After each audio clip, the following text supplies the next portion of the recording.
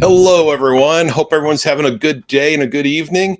And welcome to the number 14 in our series of design journals for Cool Name It Goes Here, the new role-playing game that we're building from the ground up and then giving away to the world. So let's talk about news, what things I've been up to, what things are coming up, sort of get you caught up on where everything is. So I've been doing, first off, a ton of research. So you can actually see over here these piles of books. These are just a small sampling of the games that I've been poring over and pushing through to try to come up with a better understanding of what we should do for our core dice mechanic. It's been a arduous task, and it's actually had some pretty good results. And so we'll talk about that in just a little bit. Also, I have a brand new camera. It's working this week because all of our internet is working well, and I'm very excited about that. This is a let's see, what is it? A Razer Kaio Pro. Compared to the Logitech I had, which was actually more expensive and way more terrible, I love this camera. It's amazing. So they didn't give it to me. I bought it with my own money. This isn't like an ad, but just for folks who do this sort of thing, loving this camera. Also, because I have the new camera, I'm not constantly washed out, so I don't have to wear a white shirt every single time, in case you wondered why I always wore light colored shirts. It's because otherwise I just look like a ghost in the image.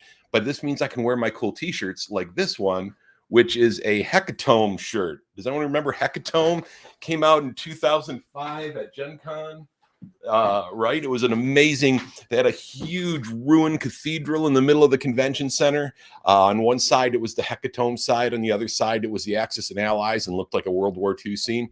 Amazing. It was hex-based cards about this size that had clear sides on 4 of the 5 sides, and you'd stack them. So if anyone else remembers Hecatome, shout it out. I'm curious, I'm the only person in the world who seems to remember that game sometimes, despite the amazing amount of effort they put into marketing it.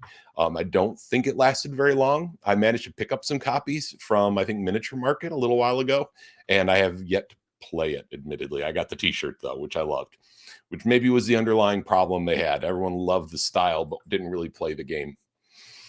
All right, so there's that. What else was I going to talk about? Oh, and lots of math over the last few weeks.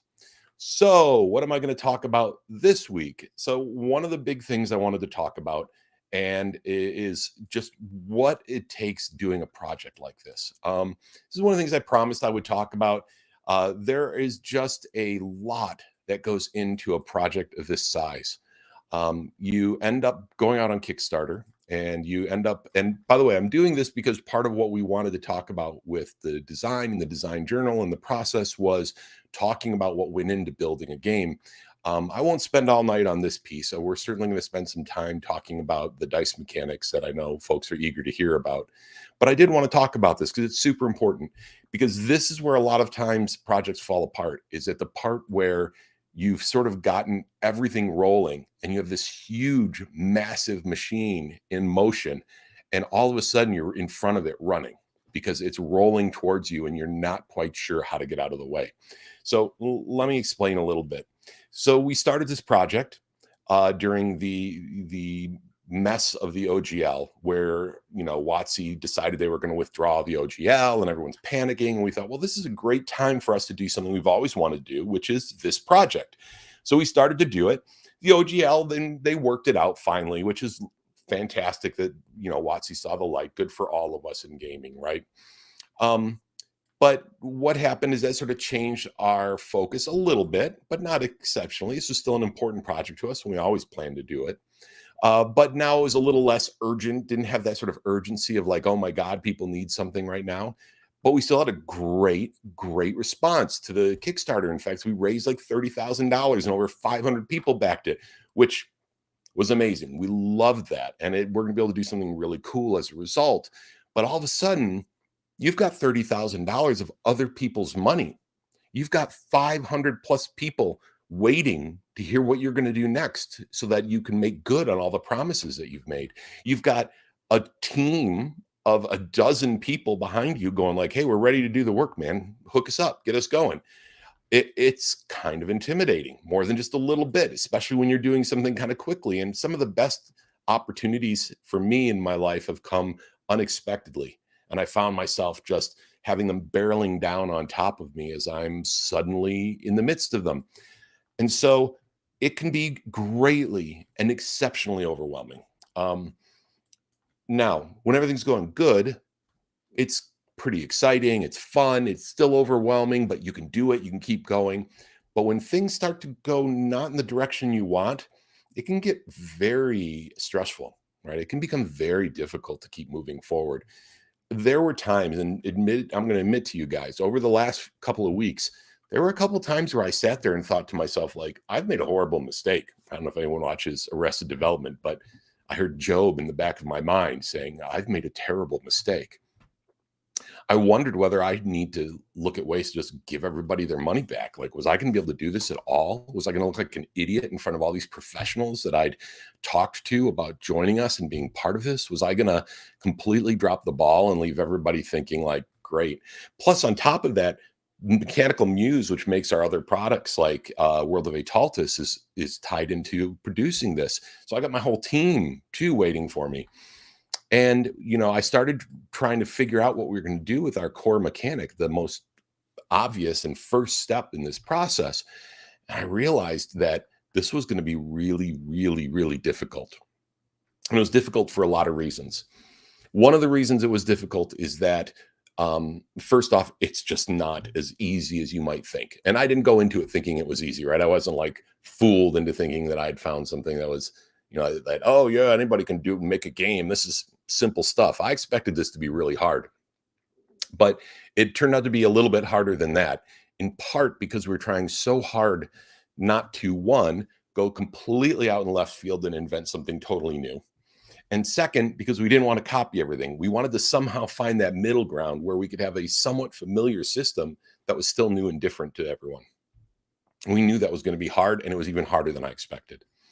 We did our surveys and we got good response from that. And we heard some folks telling us things like, we said, well, what do you guys think? And people were like, well, we like D20s the best, and we like roll over a target number. I'm like, well, great. That's 5th edition. I mean, we don't want to just make 5th edition, right? We got advice from our consulting designers. And some of that was, don't go too far out there. I mean, if you want to have a linear progression, and you should really think about using like a D20 or percentile or something that people can wrap their head around. So I've got all of this information. Plus, over on the Discord server and over on Facebook, oh my God, you guys have given me so many amazing ideas. And in some ways, that's amazing, right? It's like, oh, look at all this stuff. In other ways, it was overwhelming. How do I parse all of this? How do I pick out the parts that we should use and we should go forward with? And even worse, how do I choose one thing but not another? I mean, they're both great ideas. How do I tell this person that, like, yeah, we're not at all going to do the thing you wrote up this amazing write-up about and how great of an idea it is, and yet we're not going to do it? All of that pressure started to wear me down. And after a while, when you're not finding a way forward, it's easy to start to think that you can't do this. So this happens to me on every project. It's happened to me every time I've done something like this. Every Ataltis project I've done, the Gen Con Writers Symposium, everything I've done. And the thing that I can say, and I can't speak for everyone, the only thing that works for me is just not to stop. And that might sound crazy, but you have to believe that you're going to make it through, because I know that every time I've run into these problems, I've eventually gotten through to where I needed to be. Eventually I ended up where I needed to be, as long as I kept moving forward, doing the next thing, even if I break it up into small parts. Also, giving myself some self-care, like, look, man, it's okay. Take a day. You aren't going to be able to get things done as fast as you want it. It's going to take a little bit longer. Don't beat yourself up over it. Recognize that this happens to everybody, that this is not an easy thing at all, and that there's probably even harder parts to come yet, right? We have the part where people analyze this game and give us feedback. That's going to be a tough part. right? Especially when we get some folks who really don't like where we're going with this, and that's going to happen, right? It's inevitable. But yeah, that's kind of where I've been over the last week or so, and that's someplace that in every project that I've worked on, this has happened. And I think that for me, that's something that anyone going into a project like this should plan on in advance. Expect those days and know what you're going to do. I think that's another thing that's key, is that for me, knowing how I'm going to handle those things. And I know now because I've done it before, but the first times I had no clue, right? And the first few times I stumble through it. Also, good to have a good support network, friends who can what you bounce stuff off them. My game group who I can talk to, my friend Beth, who's amazing, who's always there to discuss things, and of course my family, who are just hugely important.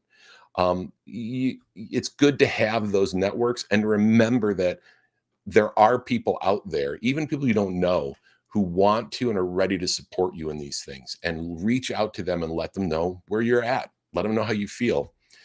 Another key thing for me too is when you're working on a project like this, communicating with the folks who are the most engaged, communicating with the folks in general. I'm going to be doing a Kickstarter post this afternoon or this evening when I'm done here. And you just have to reach out and tell people the truth.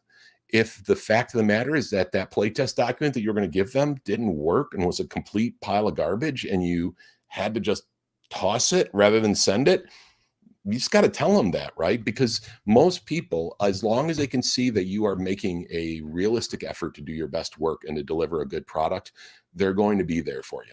So yeah, that's a really key part of any sort of a project like this. Doesn't matter whether it's gaming or in personal endeavor, you have to just keep moving forward. And that's my best advice I can give to anyone in terms of these things. So there's my advice on moving forward and on tough parts of the project.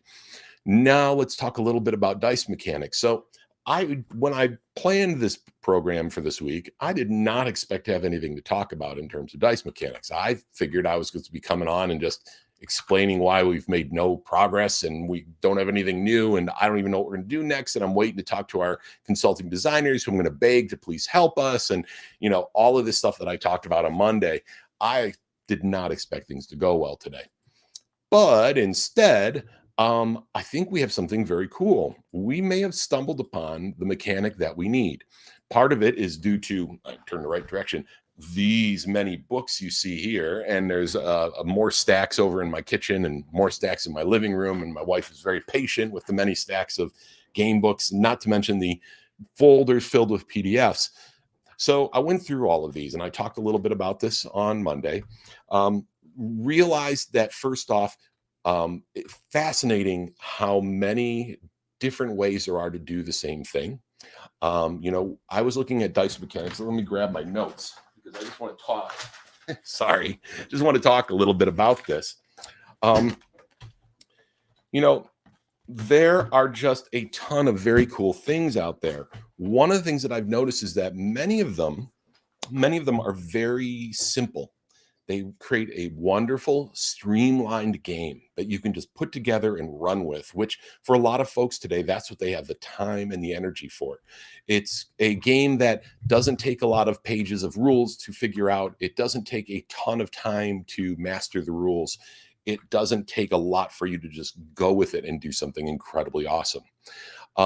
That's great. But for us, one of the problems there is that to a certain extent, you're limited by the simplicity. Now, I know that there's arguments, there's caveats to this, right? But so I'm just going to focus on the generalities, which is that there are limits to that, in that you can often end up in a place where you might be able to do a few great games, but then maybe you're done, right? And some of these games, that's their intention, is they're not expecting you to play for 2.5 years in the same world with the same characters, right? That's something, though, that a lot of gamers strive for. Even if we don't all manage it, we do strive for it. Let's admit it. Right? We all dream of that game that goes on for years, and the characters have these arcing stories that are amazing, right? But some of these systems don't necessarily lend themselves to that, which is okay, but doesn't necessarily fit with some of our goals. Another thing I notice is how like D&D many games are. When you scrape away some of the way that they've described things, you end up with something that's very Dungeons and Dragons, right? I don't think it's a surprise to anyone, but it's a lot less new and different than you might think when you look at it on the surface. And so that wasn't really appealing to us.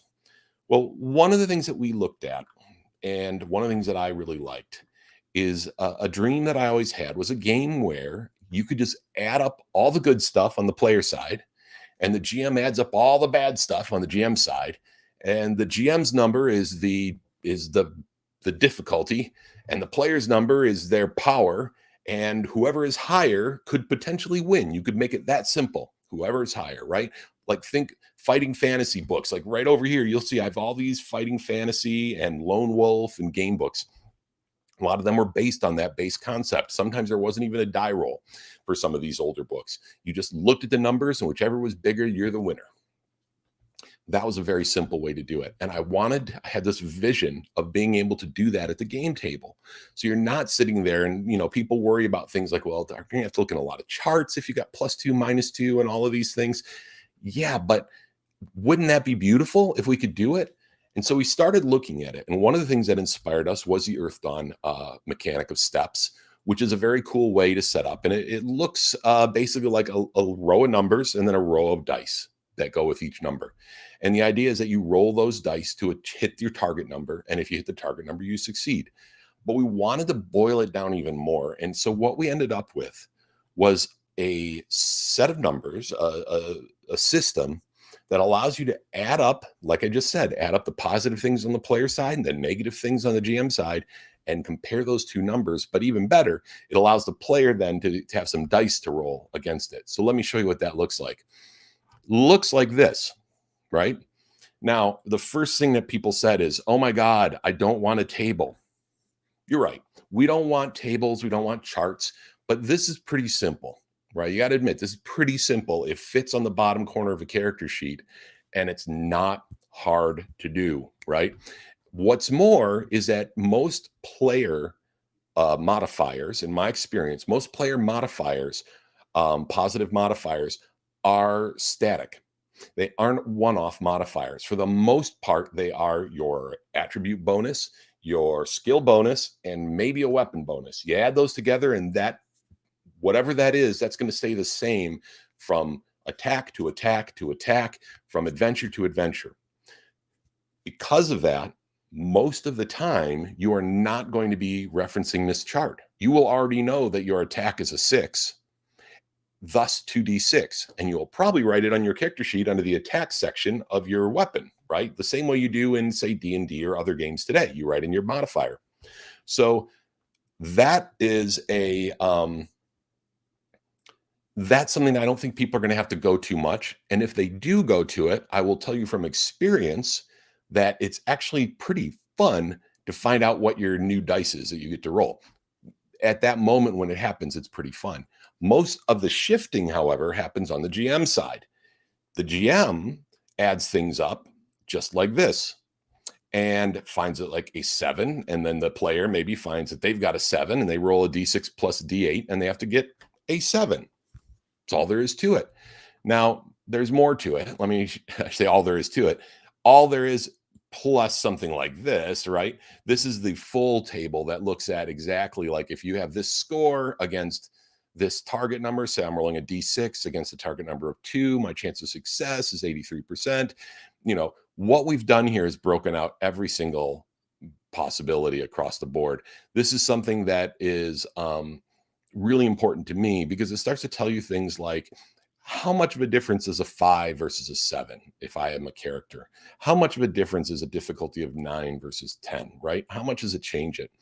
What you'll find, and I need to give credit where credit is due here, DS Crankshaw and Nijay, credit to both of you because you guys are the ones who brought to my attention that in Dungeons and Dragons in 5th edition, a standard situation where a character is facing off against what they think is an even challenge, the odds are about 65%.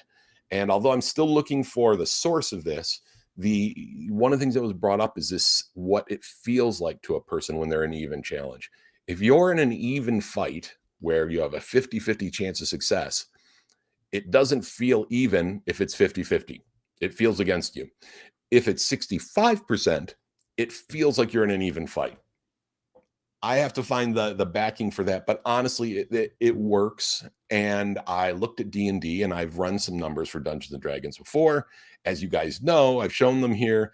The actuality is that a first to fifth level player with a +2 proficiency bonus and a +2 skill bonus, so let's say or attribute bonus, it's one of their best attributes, going up against a DC 10 challenge, 65% chance of success. So straight up, 65% works. So that's where we set this here. So if your ability that you add up matches the difficulty that the GM adds up, you've got roughly a 65% chance to succeed.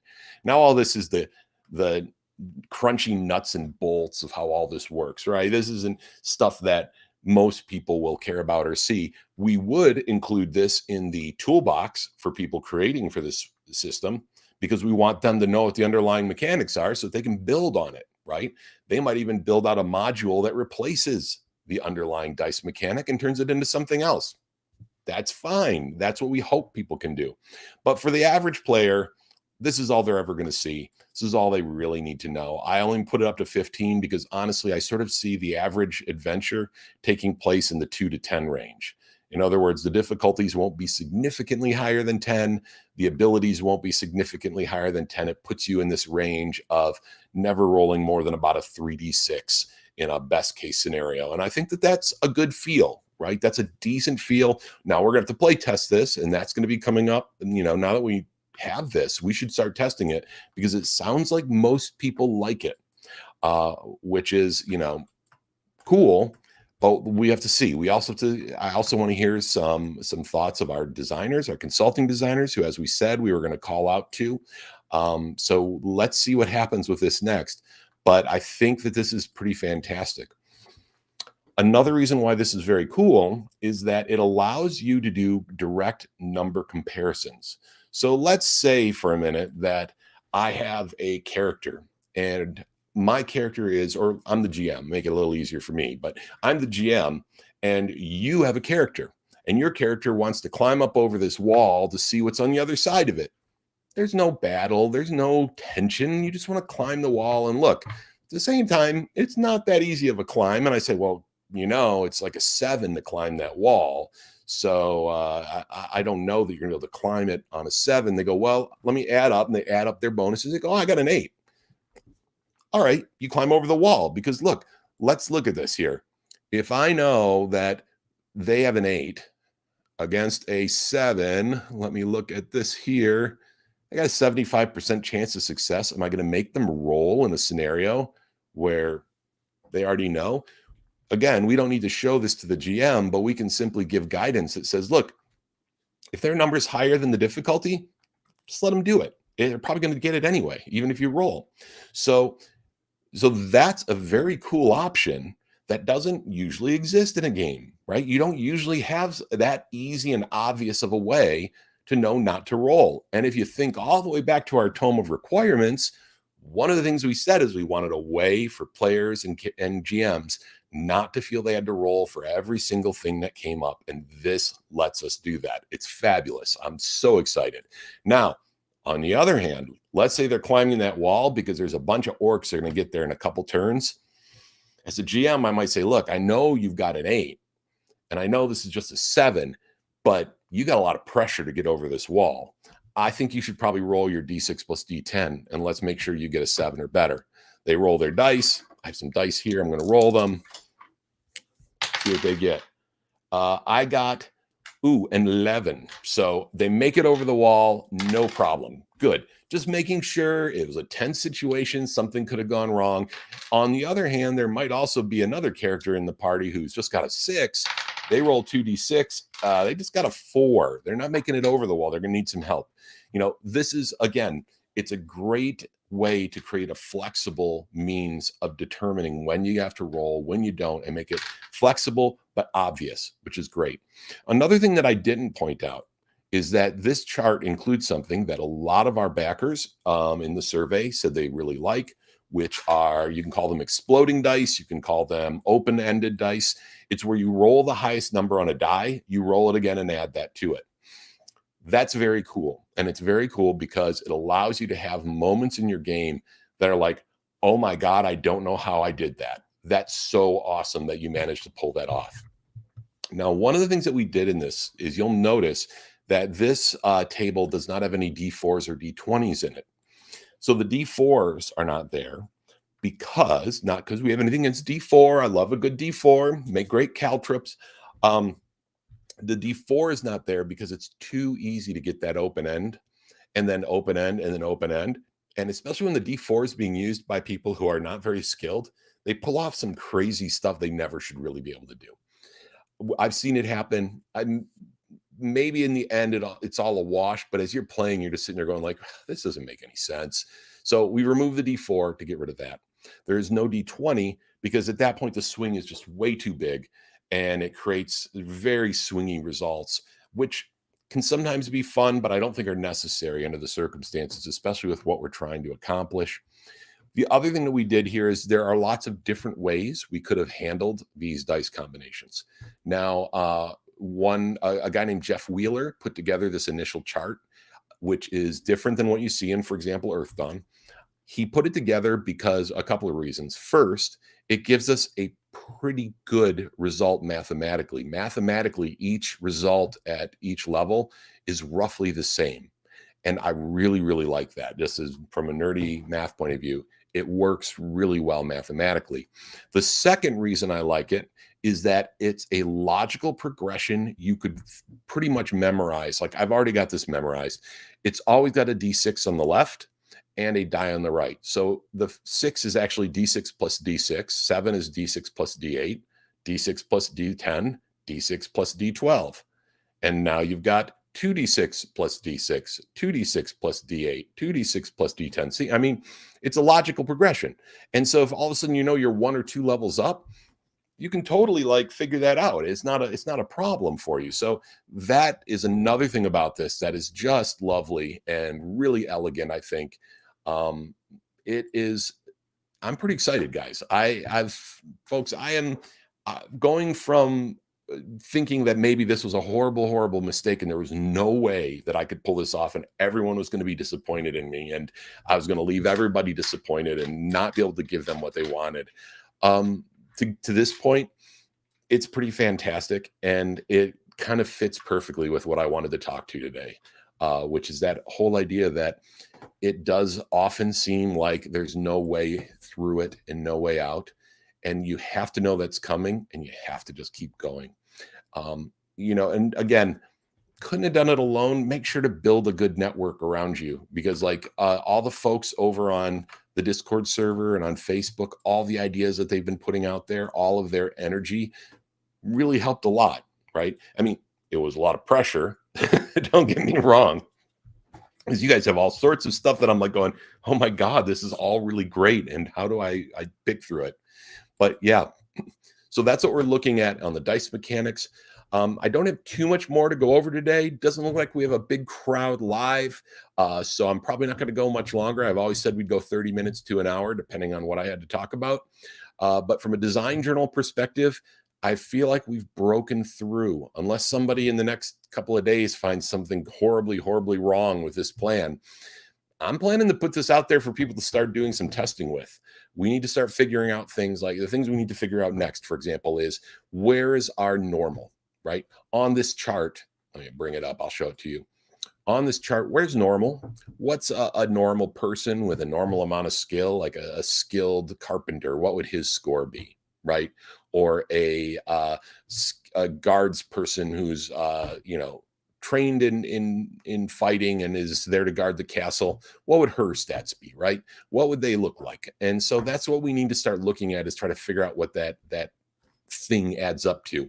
I will say that I'm leaning towards the a 6 being sort of the norm, right? For someone who's skilled and really good at their job. That gives us a nice 2d6 to roll. It's a decent, clear path forward. It gives us space on both sides to grow, to add different sorts of benefits and bonuses as you're going through it without going crazy, right? Because one of the things we don't want is where you're like going, and this is true, and this is true, and this part is true, right? We want to make sure that we've got some sort of a way to sort of manage those numbers. Yeah, I think that this is going to work. So I'll have some more of this for all of you soon. In the meantime, keep visiting on Discord, visit on Facebook, let us know what you're thinking. I'll be doing a Kickstarter post tonight.